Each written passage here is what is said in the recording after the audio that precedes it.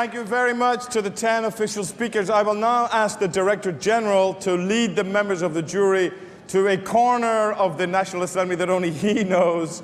So, ladies and gentlemen, as the jury are going off, please give them a round of applause.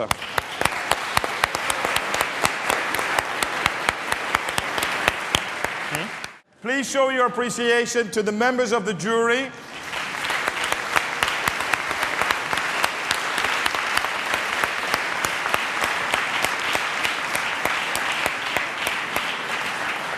And in particular to the co-president who will now make the decision, the Irish ambassador, His Excellency Paul Kavanagh, who will come to the front and deliver the decision for the jury.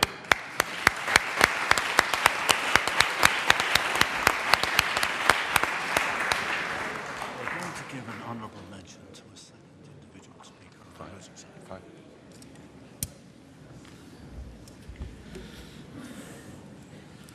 Monsieur le Président, mon cher ami et compatriote Declan, Madame la Secrétaire Générale, Madame le Ministre, cher ami Rosemary Banks, l'ambassadeur de la Nouvelle-Zélande, Monsieur le Directeur Général, Madame la Directrice, chers collègues du jury, Mesdames et Messieurs les orateurs, Mesdemoiselles de la Légion d'honneur, mes chers amis, c'est un honneur et un grand plaisir de ma part d'être invité pour une deuxième année, de m'adresser à cette audience si distinguée et si nombreuse.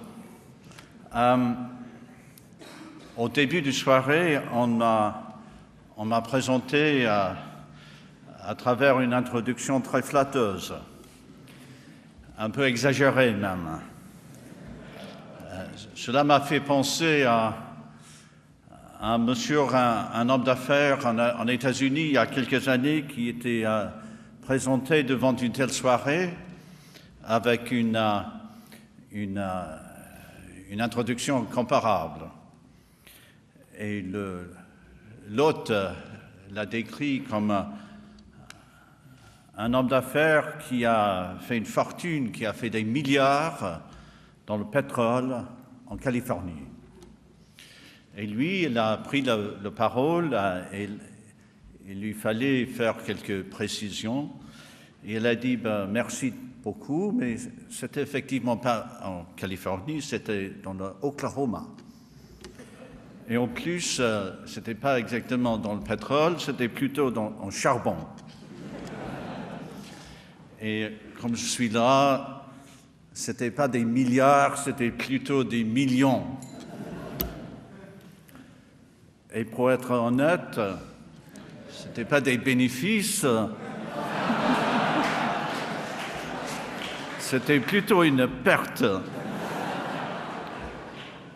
Mais au moins, ce n'était pas moi, c'était mon frère.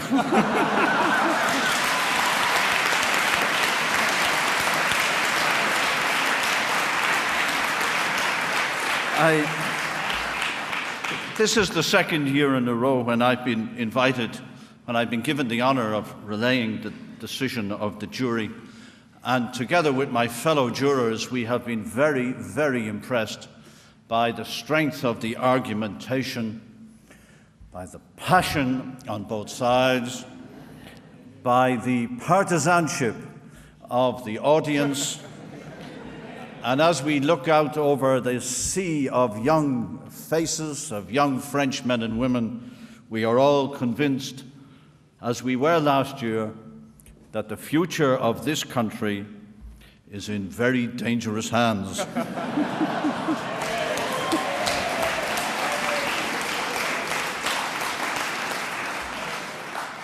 I'd like maybe to offer one or two thoughts on the object of debating before we give you the outcome of the jury's decision. Debating, I think, is not essentially about the struggle between right and wrong.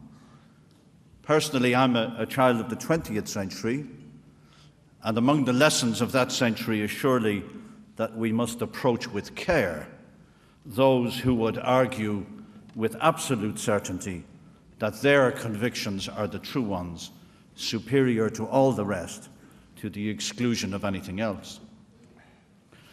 Nor is it the point of debating to demonstrate the strength of one's own convictions. Usually there is merit to be found on both sides of any difference of views. The skill of debating is rather to be able to take either side of the argument and to represent it effectively and persuasively. And of course, debating is not about finding the truth, pure and simple. To recall once again the words of my compatriot, the great Oscar Wilde, who reposes in this great city, the truth is rarely pure and never simple.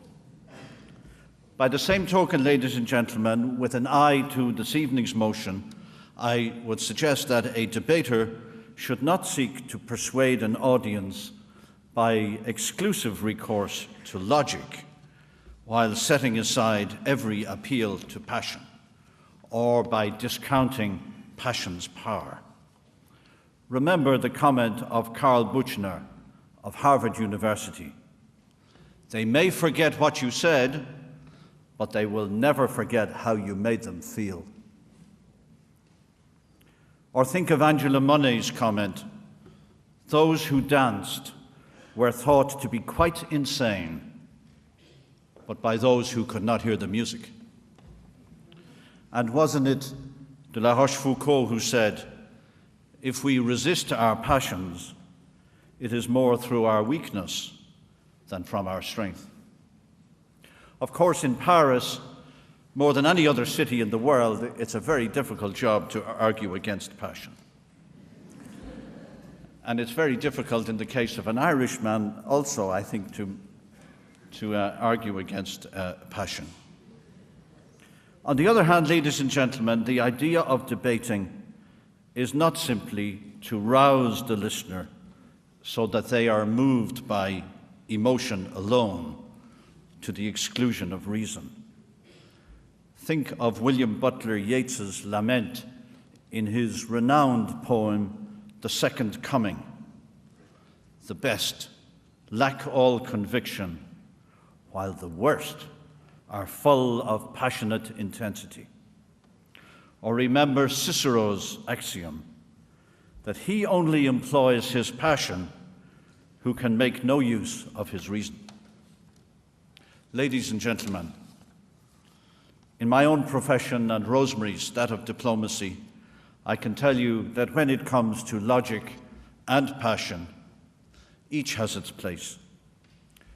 A distinguished British mentor of mine early in my career in the United Nations counseled that a diplomat should never cede to passion, should never lose his or her temper, unless, of course, they do so deliberately, with a specific objective in mind.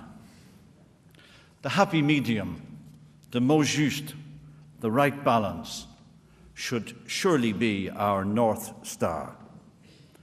Benjamin Franklin perhaps came pretty close when he said, "If passion drives you, let reason hold the reins."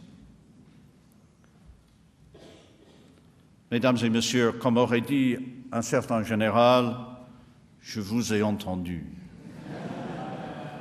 La suspense vous tue. Il faut mettre fin à cette incertitude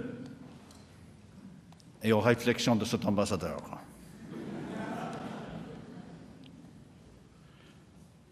Le général Franco a dit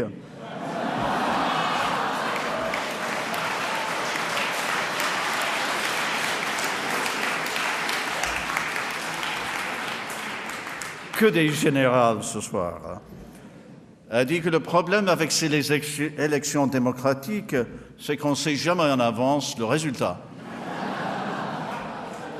Il ne les aimait pas, mais au moins il savait pourquoi. But enfin, on behalf of my fellow jurors, Ministre Ramayad, Ambassador Rosemary Banks, Mr. Christophe Palez, Madame Françoise Meff, Roy Clark, and Jonathan Green, I have great pleasure in announcing that the team victors this evening are Telecom Paris team.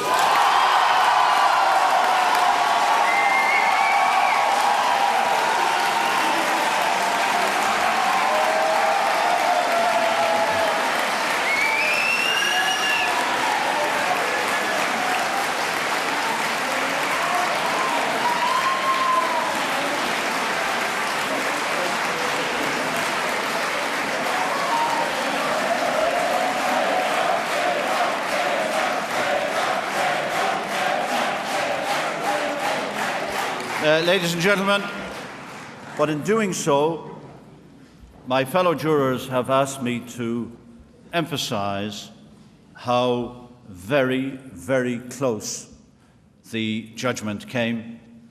It was not an easy conclusion to reach. In fact, it went to a vote, and it was won by the narrowest of margins. We were very impressed by the quality of the speaking throughout the evening, and we were particularly impressed by the quality of the individual performances on the Paris 2 side of the House. And we want to give the individual honour, obviously, to one of the speakers on the government side, but I think we're breaking precedent in nominating also for an honourable mention a second speaker on the government side, and I'm not sure if that has happened before in this competition. The honourable mention goes to Francesco Donini Ferretti.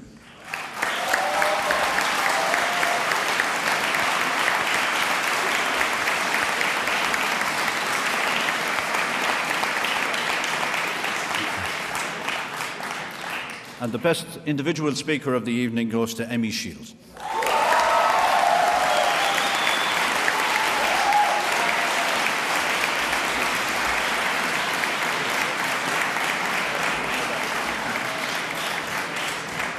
So, ladies and gentlemen, I would now like to call upon the ambassador to present the medals to the winning team and to the losing team this evening. So, we'll call them out by name. And so, can you please come out, ladies and gentlemen, in the order of speaking? So, Georgios, sir.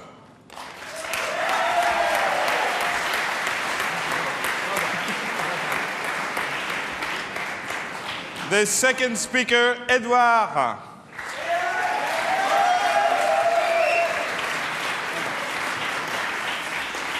Third speaker, Thibault.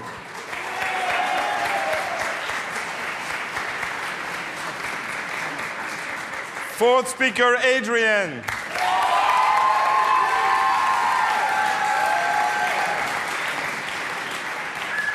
And the final speaker, Rémi.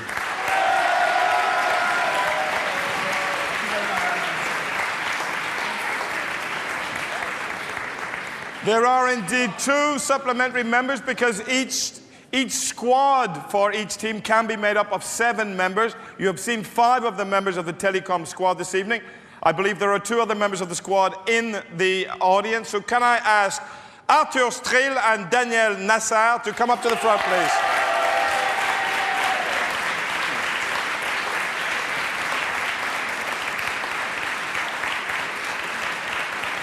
I think they're coming around this way.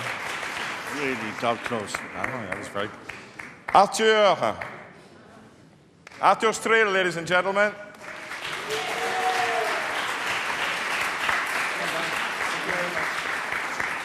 And Daniel Nassar.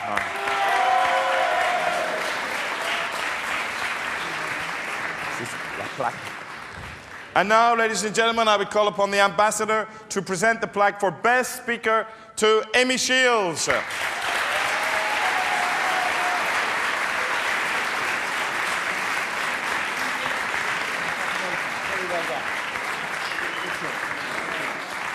And the other 4 runners-up medals, again in order of speaking, to Gabor.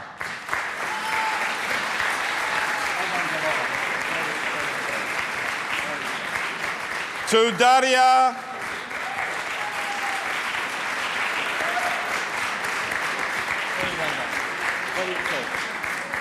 To Matthias.